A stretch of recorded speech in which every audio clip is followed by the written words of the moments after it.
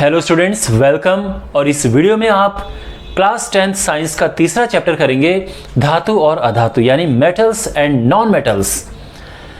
तो हिंदी माध्यम के स्टूडेंट्स के हिसाब से ये चैप्टर होगा, लेकिन बीच बीच में मैं इंग्लिश के शब्द भी आपको इनके बताते रहूँगा, वो भी जानना ज़रूरी है। तो इस चैप्टर में अगेन बहुत कम टाइम में मैं आपको पूरा चैप्टर कुछ विजुअल्स के साथ में, कुछ चित्रों के साथ में आपको एक्सप्लेन करूँगा, जिससे आपको ज़्यादा अच्छे से समझ आए।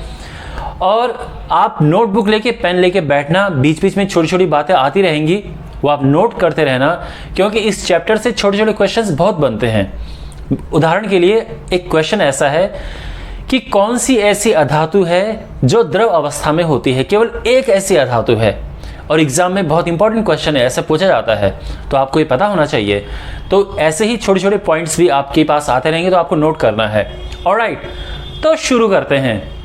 तो सबसे पहले देखो इस चैप्टर में है क्या, धातु और अधातु के यानी मेटल एंड नॉन मेटल की फिजिकल प्रॉपर्टीज हैं, भौतिक गुण, और उनके रासायनिक गुण हैं, केमिकल प्रॉपर्टीज। उनमें अंतर भी बताया गया है कि क्या अंतर है, और उनमें क्या समानताएं हैं ये भी बताया गया है। तो शुरुआत हम करेंगे उनके फिजिकल प्रॉपर्टीज यानी भौतिक गुण से। तो सबसे पहले बात करते हैं जो धातु है उनके क्या भौतिक गुण होते हैं। मीन्स ऐसी क्या चीज़ धातु में होती है कि हम इसे कह के बोल सकते हैं कि अच्छा ये धातु है, ऐसा उसमें क्या होता है। देखिए, सबसे पहला जो गुण है वो है कि इनमें चमक होती है, इसको धात्विक चमक कहते हैं। ये शाइनी होती है इनकी सरफेस। तो जब आप कोई धातु जैसे सोना, चांदी, ये चमकते हैं, तो ये ज़्यादातर जो धातु होती हैं उनमें चमक होती है। इसका मतलब ये नहीं है कि अधातु में बिल्कुल चमक नहीं होती है, लेकिन जो इसमें गुणों की बात की है, प्रॉपर्टीज की बात की है, ऐसी हमने कॉमन प्रॉपर्टीज ली हैं कि ज्यादातर चीजों में ऐसा होता है। तो ज्यादातर धातुओं में चमक होती है, कुछ कुछ अधातुओं में भी चमक होती है। जैसे आयोडीन एक अधातु है, लेकिन इसके बावजूद भी इसमें चमक होती है। तो हम, लेकिन फिर और उसके गुण ऐसे नहीं है जो धातुओं से मिलते हैं, तो इसलिए हम आयोडीन का धातु नहीं बोल देंगे। बहुत सारे गुण हमें देखने पड़ते हैं। तो पहला प्रॉपर्टी है कि जो मेटल्स होते हैं उनकी सरफेस शाइनी होती है, उनमें धात्विक चमक होती है, पहली बात। दूसरा, ये कठोर होते हैं। आप देख सकते हैं नॉन मेटल, आप देख सकते हैं जैसे जो नॉन मेटल होते हैं वो कठोर नहीं होते हैं, लेकिन जो मेटल्स होते हैं, अब मैं नॉन मेटल का एग्जांपल देता हूं। ऑक्सीजन तो एक नॉन मेटल है, ये कठोर कहाँ है। लेकिन जो धातु होते हैं ये कठोर होते हैं। आप लोहा ले लो, सोना, चांदी, कॉपर, सारे धातु कठोर हैं ऐसा भी नहीं है। कुछ धातु ऐसे हैं जो, अब जैसे एक धातु ऐसी जो लिक्विड होती है, सारी धातुएं ठोस होती हैं केवल एक को छोड़ के, और वो कौन सी है, मर्क्यूरी यानी पारा द्रव अवस्था में होता है रूम टेम्परेचर पे। सारी धातुएं जैसे सोना, चांदी, लोहा, कॉपर, ये सब क्या है, ये सब सॉलिड है। लेकिन जो पारा है, मर्क्यूरी, ये क्या है, ये लिक्विड अवस्था में होता है। ठीक है ना। तो ध्यान रखना, ये एक और क्वेश्चन आपको मिल गया कि ऐसी कौन सी धातु है जो द्रव अवस्था में होती है, ऐसा कौन सा मेटल है जो लिक्विड स्टेट में होता है। मर्क्यूरी यानी पारा द्रव अवस्था में होता है रूम टेम्परेचर पे। ठीक है ना। अच्छा, तो दूसरी क्या प्रॉपर्टी आपको पता चली कि धातु कठोर होती हैं, लेकिन देखो पारा नहीं है, लेकिन ज़्यादातर धातुएं कठोर होती हैं। और कुछ धातुएं ऐसी हैं जो आप हाथ में लोगे और वो बिल्कुल पिघल जाएंगे। जैसे गैलियम एक ऐसी धातु है, आपने हाथ में लिया और ऐसे क्या वो पिघल जाती है। ठीक है ना। तो ये हम इसे कठोर नहीं कह सकते, लेकिन अगेन ज़्यादातर धातुएं कठोर होती हैं। धातुओं की एक और प्रॉपर्टी है, वो है कि इनको आप पीट पीट के आप इनकी शीट बना सकते हैं। अधातु के साथ नहीं कर सकते। अधातु को आप पीटोगे, उसके टुकड़े टुकड़े हो जाएंगे। या कोई अधातु ऐसी है जो सॉलिड है, पर आप उसको पीटोगे तो वो शीट नहीं बनाएगा। लेकिन आप सोना है जैसे गोल्ड, आप उसको पीटोगे, आप लोहा ले लो, आप उसको पीटो, वो बिखरेगा नहीं। तो इस गुण को कहते हैं आघातवर्ध्यता, मेलिएबिलिटी इंग्लिश में। आघातवर्ध्यता यानी उनको आप पीट कर शीट में कन्वर्ट कर सकते हैं। तीसरी प्रॉपर्टी समझ आ गई। चौथी इनकी प्रॉपर्टी है कि आप, इसको हम कहते हैं तन्यता, डक्टिलिटी। आप इसको खींच के तार बना सकते हैं, वायर बना सकते हैं। जैसे कॉपर है, तो कॉपर में क्या होता है, जैसे आपने तांबे का कुछ बर्तन लिया, इसकी लंबी तार बना सकते हो। इस गुण को कहते हैं तन्यता। ये भी धातुओं का गुण होता है, ठीक है। पांचवा गुण होता है कि धातु जो होते हैं ये ऊष्मा के सुचालक होते हैं, ये हीट के गुड कंडक्टर होते हैं। तो बर्तन होते हैं हमारे बर्तन स्टील के होते हैं, तांबे के होते हैं, लोहे के होते हैं। क्यों होते हैं इनके? क्योंकि ये धातुएं हैं, और धातुओं के जो धातुएं होती हैं वो ऊष्मा की सुचालक होती हैं, गुड कंडक्टर ऑफ हीट। साथ में इलेक्ट्रिसिटी की भी सुचालक होती हैं, यानी इनसे बिजली, इलेक्ट्रिसिटी पास हो जाती है, ठीक है। तो जो धातुएं हैं उनसे इलेक्ट्रिसिटी पास हो जाती है। अच्छा, एक ऐसी अधातु बताओ जिससे इलेक्ट्रिसिटी पास होती है। चलिए मैं बताता हूं। एक ऐसी अधातु है जिससे बिजली पास हो जाती, वो है ग्रेफाइट। अब प्रश्न यह है कि ग्रेफाइट क्या है? देखो, कार्बन के अलग अलग एलोट्रॉप्स होते हैं। एलोट्रॉप्स का मतलब यह है कि है वो कार्बन, लेकिन उनमें एटम का स्ट्रक्चर इस तरह से अलग अलग होता है कि वो अलग अलग चीज़ें बन जाती हैं। जैसे हीरा यानी डायमंड, डायमंड भी कार्बन है, ग्रेफाइट भी कार्बन है, और कोयला भी कार्बन है। सब में सी है, कार्बन, ओके। लेकिन कमाल देखो, क्या डायमंड है, क्या कोयला है ना। तो ये सब उनके जो एटम्स हैं वो किस तरह से लगे हुए हैं, इन पे मैटर करता है। ग्रेफाइट भी कार्बन का एक एलोट्रॉप है, और ये क्या है, एक ये वैसे तो अधातु है, लेकिन ये ऊष्मा की सुचालक होती है। तो अगर कोई पूछे कि एक ऐसी अधातु बताओ जो ऊष्मा की सुचालक है, तो वो क्या है? वो है ग्रेफाइट। तो ग्रेफाइट कार्बन का ही एक एलोट्रॉप है, ठीक है ना। ओके, अब इसके बाद हम बढ़ते हैं। इसके कोई एक दो और प्रॉपर्टीज हैं। इनके गलनांक और क्वथनांक बहुत ज़्यादा होते हैं, melting point and boiling point इनके बहुत ज़्यादा होते हैं, ठीक है। लेकिन अब देखो, मैंने आपको एक चीज़ बताई थी कि धातुएं कठोर होती हैं, लेकिन एक ऐसी अधातु है जो सबसे ज़्यादा कठोर है। इससे ज़्यादा हार्ड कोई चीज़ है ही नहीं दुनिया में। वो क्या है? वो है डायमंड। डायमंड सबसे हार्डेस्ट सब्सटेंस है, सबसे कठोर सब्सटेंस है। इससे ज़्यादा कठोर कुछ है ही नहीं। तो और ये अधातु है, तो कमाल की बात है, अधातु है लेकिन ये बहुत सबसे ज़्यादा कठोर है, ठीक है। तो यहाँ पे और एक और चीज़ मैं आपको बताना चाहूँगा, जो मैं क्वेश्चन सबसे शुरू में पूछा था कि आप ऐसा अधातु बताइए जो लिक्विड है। देखो बच्चों, सारी अधातु या तो होती है गैस, जैसे ऑक्सीजन, हीलियम, नाइट्रोजन, ये सब गैस है और ये अधातु हैं। या फिर होती हैं सॉलिड, कार्बन, सल्फर, ये अधातु हैं और सॉलिड होती हैं, ठीक है। लेकिन और आयोडीन भी एक अधातु है, पर ये सॉलिड है। लेकिन ऐसी अधातु बताओ जो लिक्विड है और केवल एक ही ऐसी है, वो है ब्रोमीन। ब्रोमीन द्रव अवस्था में पाया जाता है रूम टेम्परेचर पे, ठीक है। तो ब्रोमीन इज लिक्विड। तो मैं उम्मीद करता हूं आपको ये बेसिक प्रॉपर्टीज अच्छे समझ आ गई होंगी। अभी मैंने फिजिकल प्रॉपर्टीज इनकी डिस्कस की हैं। अब हम बात करेंगे इनकी रासायनिक गुण की, इनकी केमिकल प्रॉपर्टीज की। ओके, तो केमिकल प्रॉपर्टीज में सबसे जो पहली प्रॉपर्टी, अब देखो इसको मैं पेपर में लिख के करूंगा क्योंकि हमें इक्वेशन लिखनी पड़ती है, ठीक है। तो मैं इसको आपको समझाता हूं पेपर पे लिख के। देखो दोस्तों, धातु हो या अधातु हो, जब ये ऑक्सीजन से मिलते हैं तो दोनों ही क्या बनाते हैं? ऑक्साइड बनाते हैं। ऑक्साइड बनाते हैं दोनों ही ऑक्सीजन से मिलके।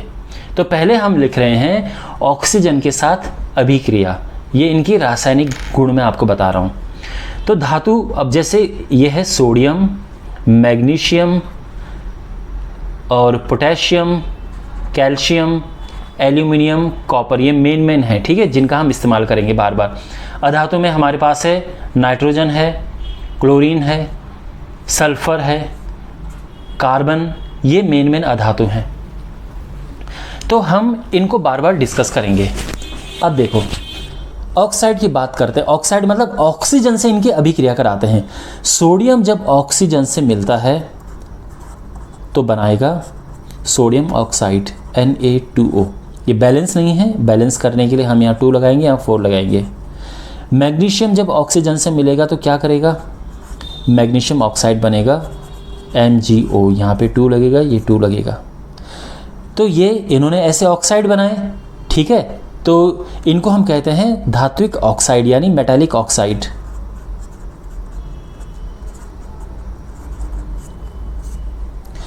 लेकिन अधातु जो हैं ये भी ऑक्साइड बनाते हैं। तो अगर मैं बात करूं, जैसे नाइट्रोजन है, नाइट्रोजन को ऑक्सीजन से मिलाएंगे तो क्या बनेगा, नाइट्रोजन ऑक्साइड बनेगा। अब नाइट्रोजन ऑक्साइड कई तरह से बनता है, कई बार ये NO2 भी है, ये N2O5 करके भी बनता है, N2O3 करके भी बनता है, ठीक है ना। लेकिन फ़िलहाल हम नाइट्रोजन डाइऑक्साइड पे ध्यान देते हैं।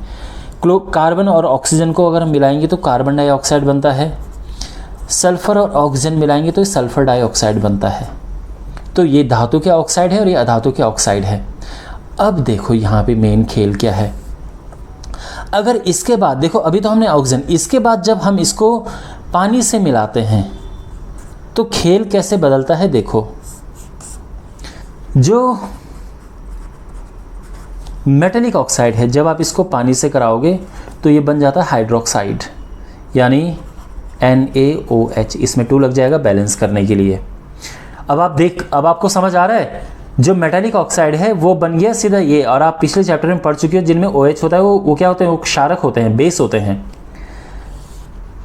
और एक और ले लो, मान लो कि ये मैग्नीशियम ऑक्साइड है, ये मिला H2O से, तो इसने बना मैग्नीशियम,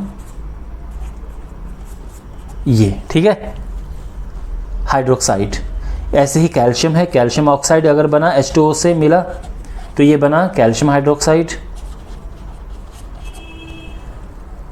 ठीक है। तो लेकिन जब ये मिलते हैं तो क्या बनेगा, देखो अब आपको एक चीज़ पता चलेगी। देखो हमने मिलाया NO2 प्लस H2O, तो ये बना HNO3।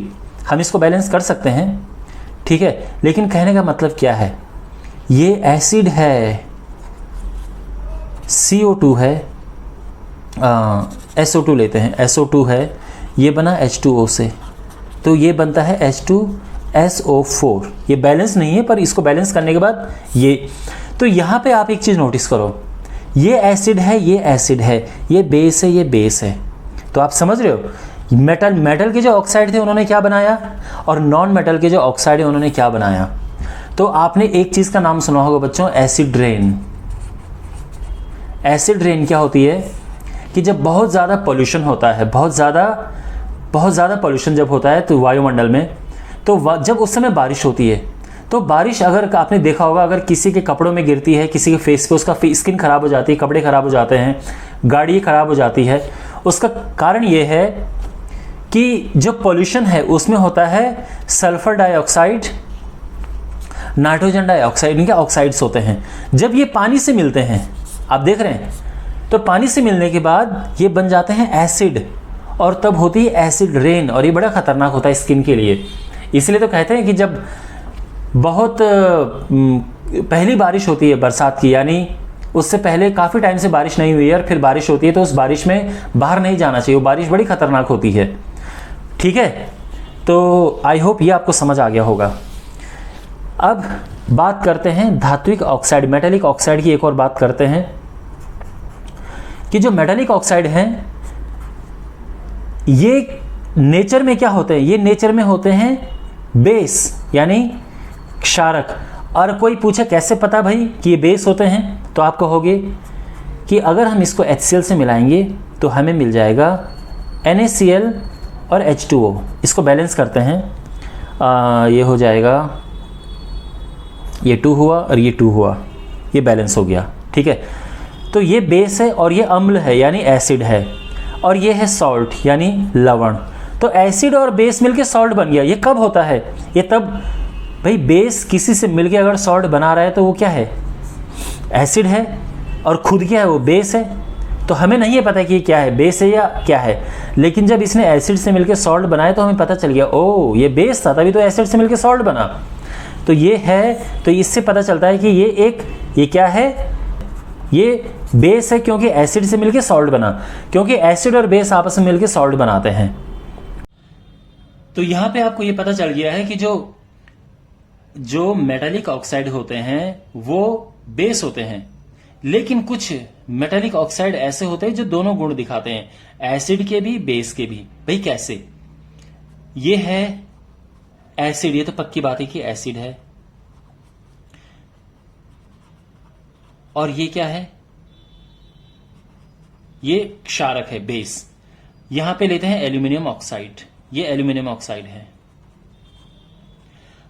अब देखो, एसिड के साथ मिलके अगर कोई बनाता है सॉल्ट, यानी ये बनाता है, देखो ये बनाता है क्या, मैं यहां पे बाद में लिखूंगा, पहले यहां पे ये बनाता है aluminium chloride AlCl3 plus H2O, और ये बनाता है सोडियम एल्यूमिनेट। ओके, ये बैलेंस नहीं है, बैलेंस कर सकते हैं इसको, इसमें 2 लगा देंगे, इसमें 2 लगा देंगे, और ये H2 हो गया, तो ऑलमोस्ट ये बैलेंस हो गया है, ठीक है ना। तो ये बैलेंस नहीं है, जैसे ये 6 और ये 3 हो जाएगा। तो इस तरह से कहने का मतलब ये है, देखो ये सॉल्ट है, ये भी सॉल्ट है, इसका नाम है सोडियम एल्यूमिनेट।